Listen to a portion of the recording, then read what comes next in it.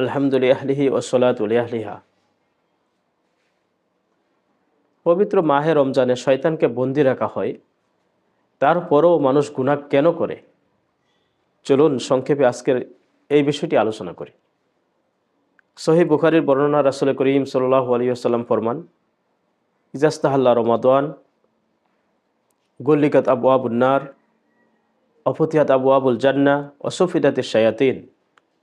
রাসূল করিম সাল্লাল্লাহু আলাইহি ওয়াসাল্লাম ফরমান, যখন রমজান শরীফ আসে, জাহান্নামের দরজাগুলো বন্ধ রাখা হয়, জান্নাতের দরজাগুলো খুলে দেওয়া হয়, শয়তানকে আবদ্ধ করে রাখা হয়।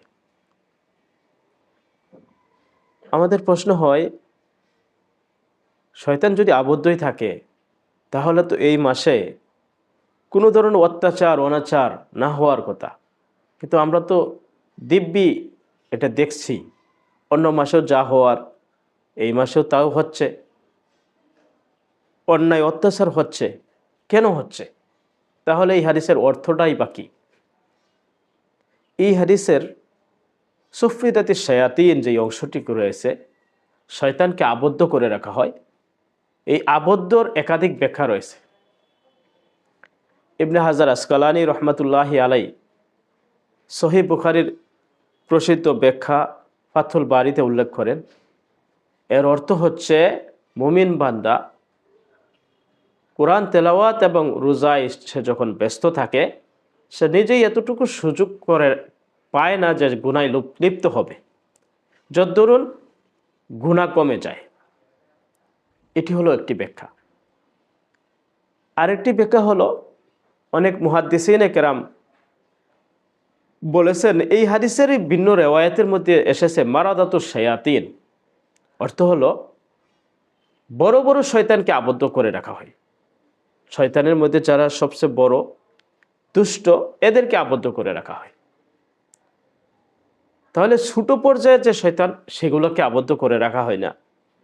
তো এই ছোট পর্যায়ের শয়তানদের দ্বারা যেই প্ররোচনা আমরা পাই, সেইভাবে প্ররোচিত হয়ে আমরা আগের মতোই অনাচার অত্যাচারে লিপ্ত হই, গুনায় লিপ্ত হই। তৃতীয় আরেকটি ব্যাখ্যা হলো, শয়তানকে বন্দি করার অর্থ হলো, শয়তান তো বন্দিই থাকে, কিন্তু আমাদের যে গুনাহ করার যে অভ্যাস, পুরোটা বছর আমরা গুনাহ করি নিত্যদিন, সেই অভ্যাস মাফিক আমাদের যে নফস যেটাকে বলে নিজের তবিয়ত বা অভ্যাস,